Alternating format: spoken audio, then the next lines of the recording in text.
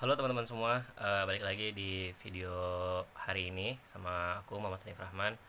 Seperti biasa kita aku ngobrol-ngobrol 10 menit di depan kamera. Hari ini aku agak buru-buru ya karena ditunggu.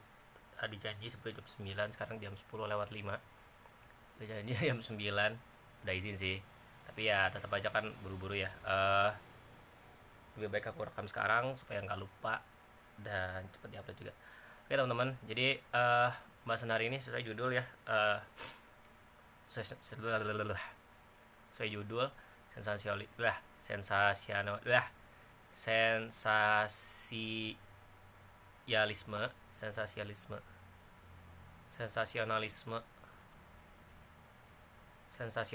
sensasionalisme. Terus apa lagi sih? Oke, sensasionalisme, logika mistika, IQ jongkok 58, dan SDM rendah. Oke, hari ini aku mau bahas itu. Sensasionalisme, logika mistika, IQ jongkok 58, dan SDM rendah. Jadi teman-teman, salah satu pembahasan yang paling happening ya di media sosial belakangan ini yaitu tentang logika mistika, di mana logika mistika itu pemikiran deretan Malaka tentang pola pikiran orang Indonesia yang sangat kental dengan mistika atau mistis. Nah, atau mistisisme. Nah, ini logika mistika ini berujung pada dimana orang Indonesia itu sangat punya kecenderungan dengan hal-hal yang sensasionalisme, dan dimana Aiki Jong akhirnya karena selalu cari hal-hal yang sensasional, orang Indonesia tuh ya ibaratnya sensasional itu kan hal-hal yang viral atau hal-hal yang menurut kita tuh kayak nggak penting tapi sensasi lah ya, sensasi apa, hal-hal yang nggak penting tapi diberitakan itu atau viral atau trending dan lain sebagainya. Nah karena Indonesia itu minatnya kayak gitu, hal-hal kayak gitu, akhirnya disebutnya orang IQ jongkok atau orang IQ 58 dan juga SDM rendah. Nah tapi dari mana sih sebetulnya akarnya itu? Ya kita mungkin punya banyak pemikiran, udah banyak alasan, udah banyak tebakan atau hipotesis ya, dari mana sih asal usul orang Indonesia punya sifat kayak gitu. Nah di sini aku mau sedikit mengkaitkan dan juga apa ya, berlogika lah ibarat, berlogika kenapa orang Indonesia tuh sifatnya seperti itu. Jadi aduh tadi ini dari mana ya, oke dari Ring of Fire deh. Jadi aduh parah banget nih, Indonesia tuh punya keberagaman. Dari Ring of Fire, Indonesia tuh dilewati oleh jalur vulkanik ya, dimana dengan ada jalur vulkanik ya, meskipun meningkatkan potensi bencana gunung meletus, tapi juga Indonesia tuh tanahnya subur-subur karena letusan-letusan gunung meletus itu setelah selesai ya jadi pupuk gitu. Tapi apa namanya,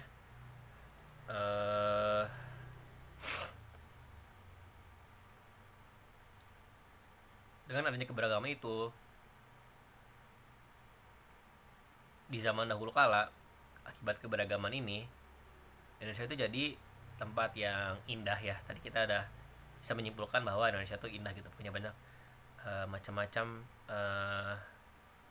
lokasi alam, geografis dan geologisnya indah, air terjun, lautan, gua, hutan, gunung yang indah-indah. Tapi dalam keindahan itu juga karena keterbatasan informasi dan ilmu pengetahuan di zamannya gitu ya, di zaman dahulu kala itu sangat misterius gitu, sangat membuat kita bertanya-tanya.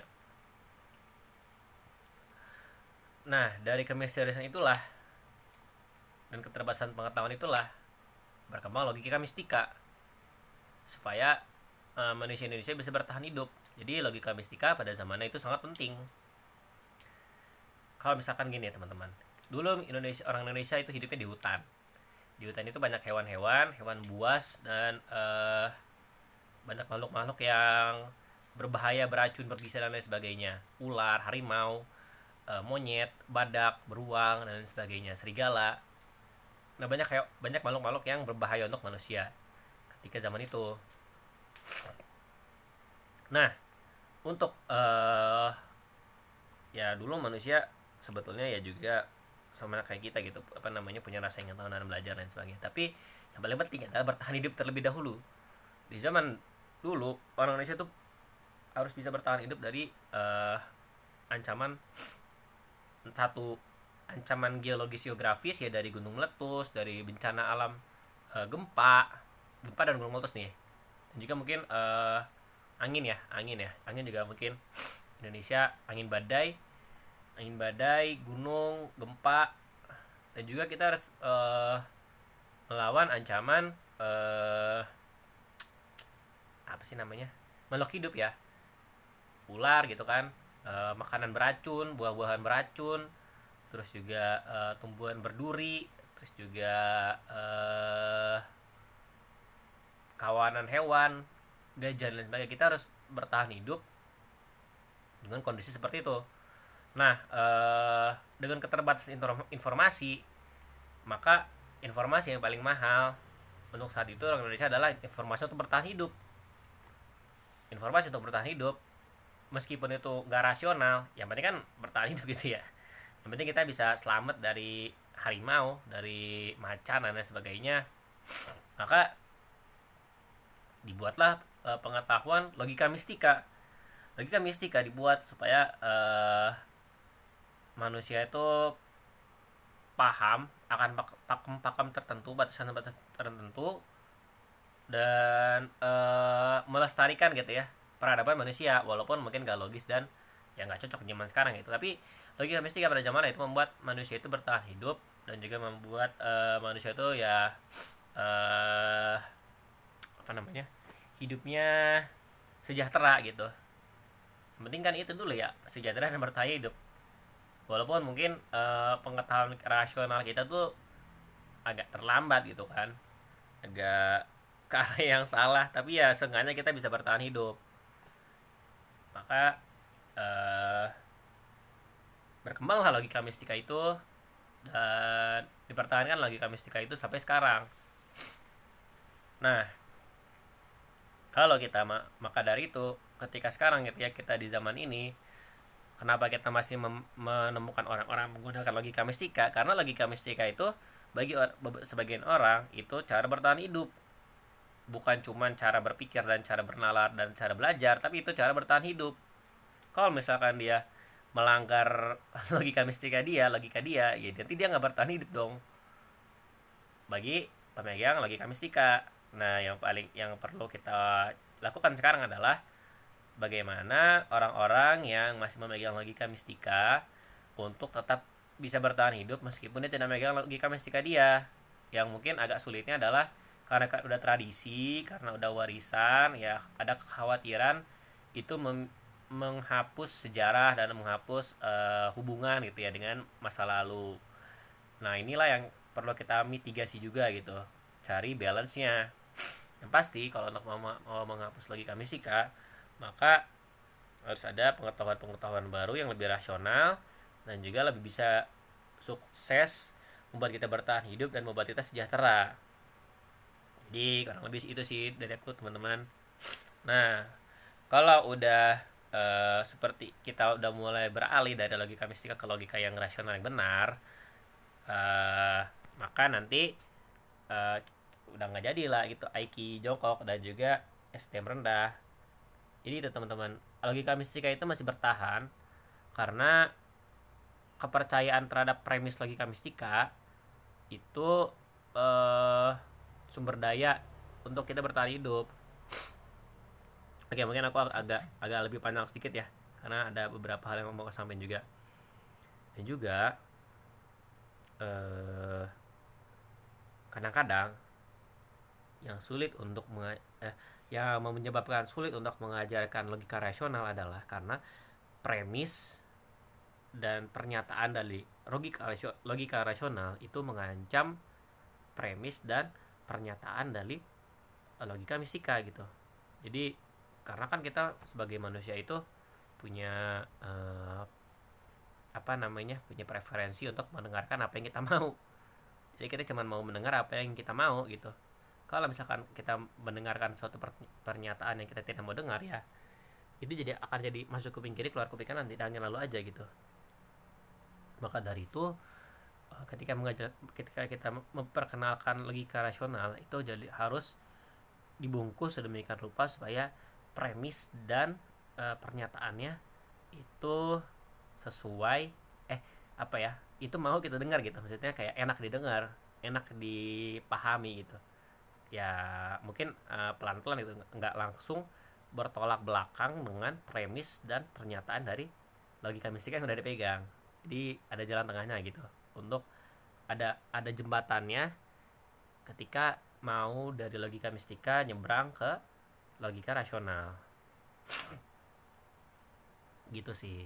Nah, balik lagi ke awal, yaitu sensasionalisme.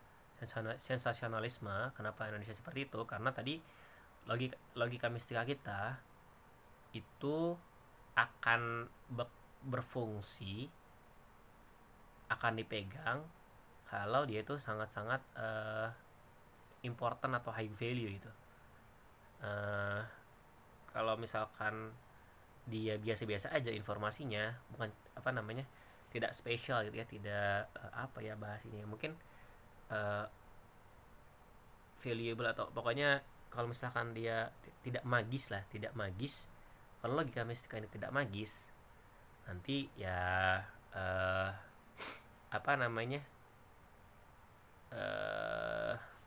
akan sulit untuk dipertahankan itu ya, akan sulit untuk diwariskan. Tapi karena dengan adanya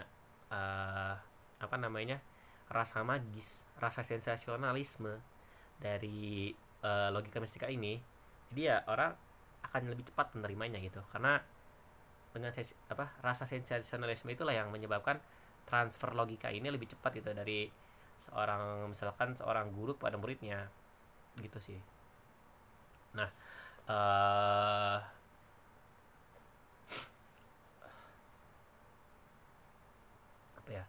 satu lagi terkait logika rasional, bukan berarti kita juga 100% mendewa-dewakan logika rasional gitu ya. Karena tadi posisinya kan logika ini membantu kita bertahan hidup atau tidak gitu ya. Kadang-kadang ya logika mistika memang bukan cuman urusan bertahan hidup doang, tapi juga logika mistika